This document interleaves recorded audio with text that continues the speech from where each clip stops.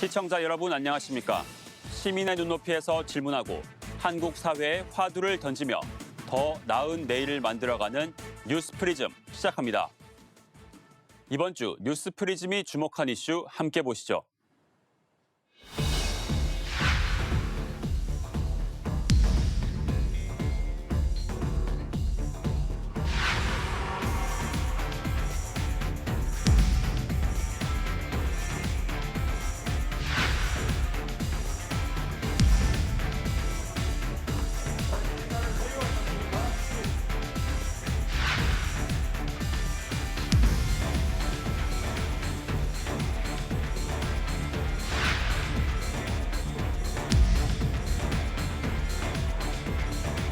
국내 성폭력 사건 대응 실태와 시스템을 재점검하여 근본적인 개선책을 마련하겠습니다. 이번 계기에 성폭력 예방 제도, 또 장병의 인권 보호, 군 사법제도, 군 조직 문화 등 병영 전반에 대하여 종합적으로 개선해 나가겠습니다.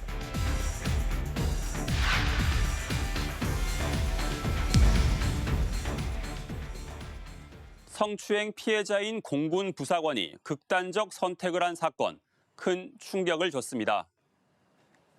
어렸을 적 꿈이었던 조직은 범죄를 응징하긴커녕 회유하고 2차 가해까지 저질렀습니다. 현재 사건 수사와 국방부 대응은 어떻게 이뤄지고 있는지 먼저 신세롬 기자가 정리했습니다.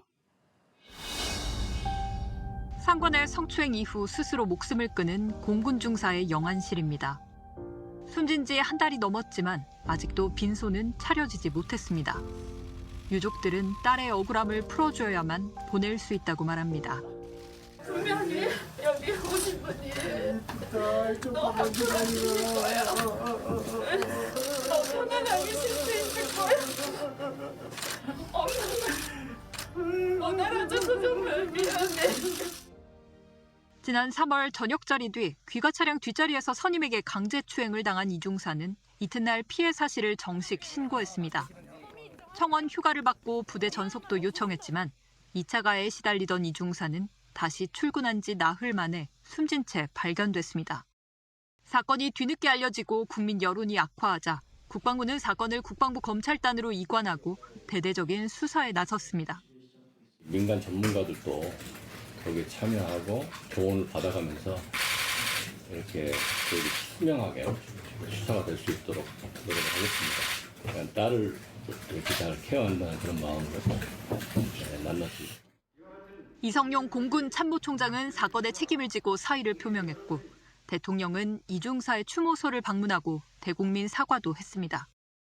아직도 일부 남아있어 안타깝고 억울한 죽음을 낳은 병영 문화의 폐습에 대해 국민들께 매우 송구하다는 말씀을 드립니다.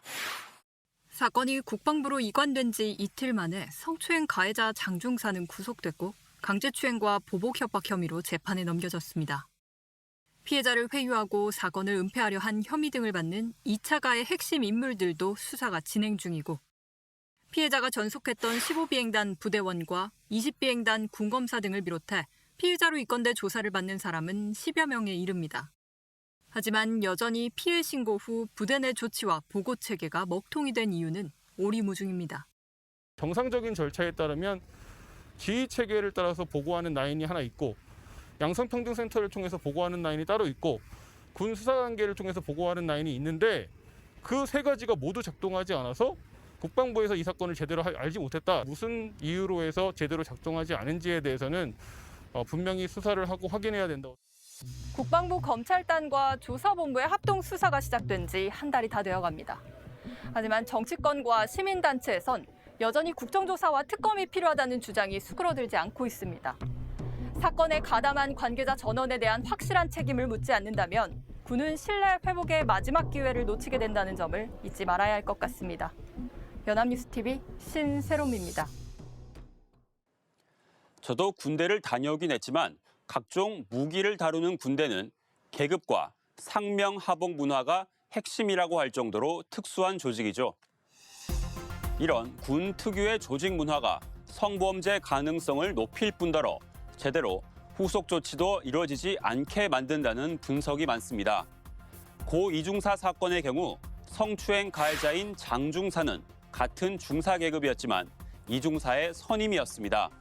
이중사 사건을 알고도 신고를 미루며 회유한 노상사, 또 과거 이중사를 직접 성추행한 혐의를 받고 있는 노준희 등 2차 가해자들 역시 이중사보다 높은 계급입니다.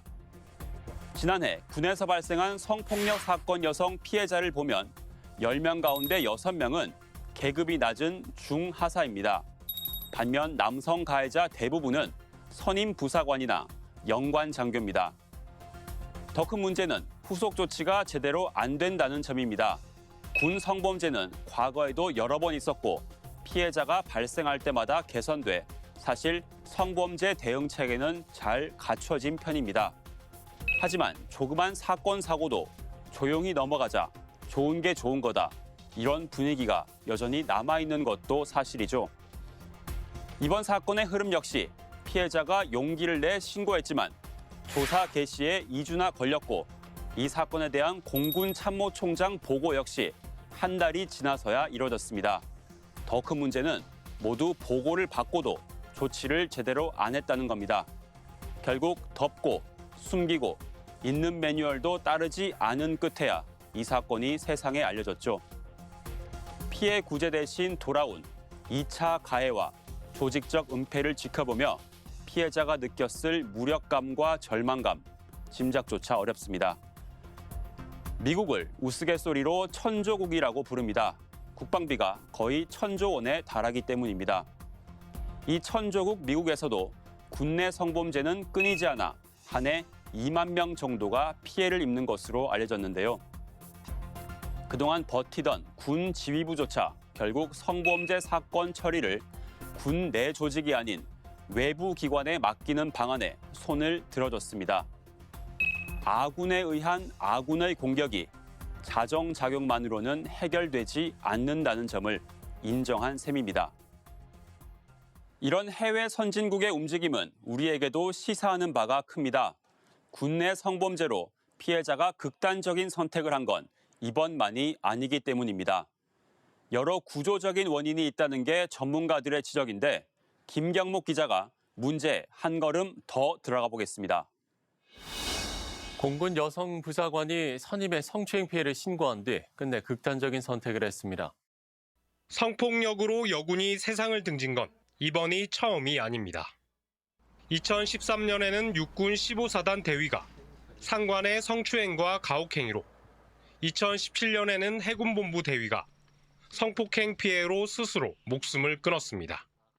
4년꼴의 한 명의 여군이 성폭력에 사망하고 있지만 달라진 건 없습니다. 폐쇄적인 조직 문화 탓에 보호받을 수 없다는 피해자의 두려움은 여전합니다.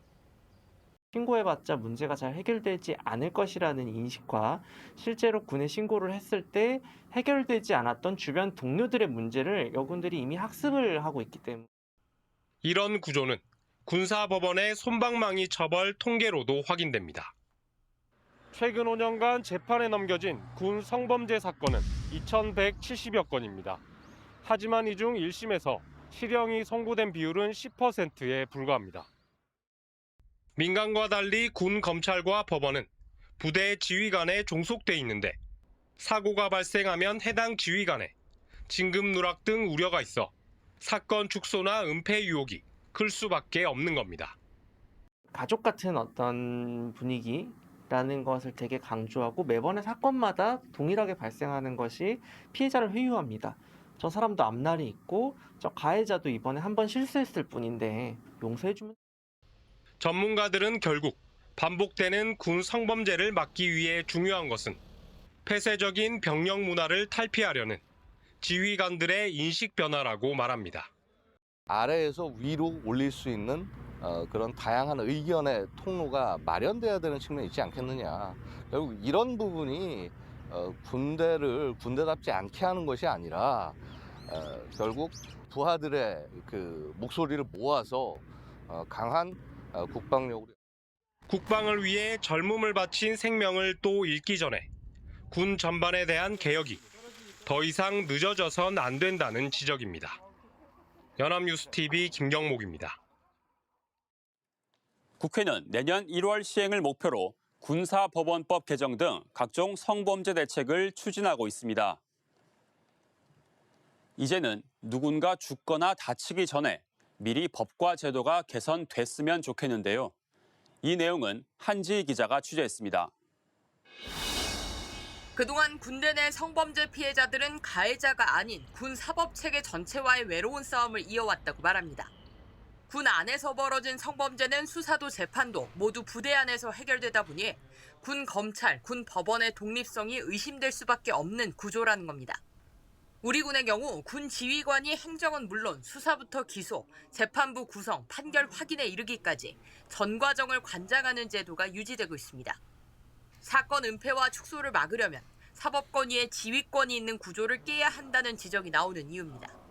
군 지휘관이 수사에서 재판에 이르기까지 과도하게 개입하는 현재의 군사법원제도 하에서는 군사재판의 권위와 사법적 가치가 훼손될 수밖에 없습니다.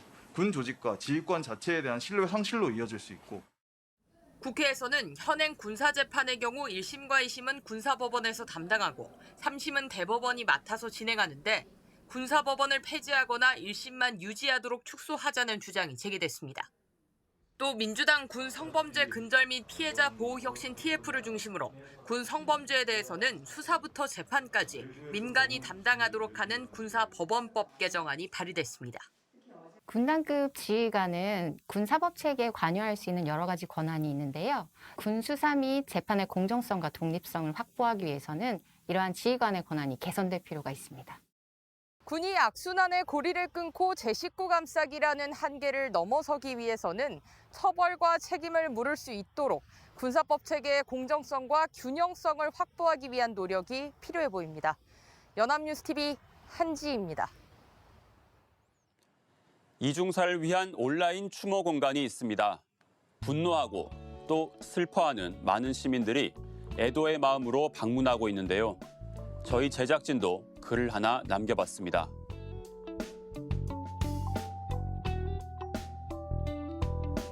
이중사의 장례식장에는 평소 그가 좋아했던 밴드 브로콜리 너마저의 음악이 흘렀다고 하죠. 이 소식을 들은 밴드가 직접 추모 공연도 열었다고 합니다. 앞서 남긴 다짐처럼 더 이상 제2의 이중사가 생기지 않는 사회를 만드는데 저희도 힘을 보태겠습니다.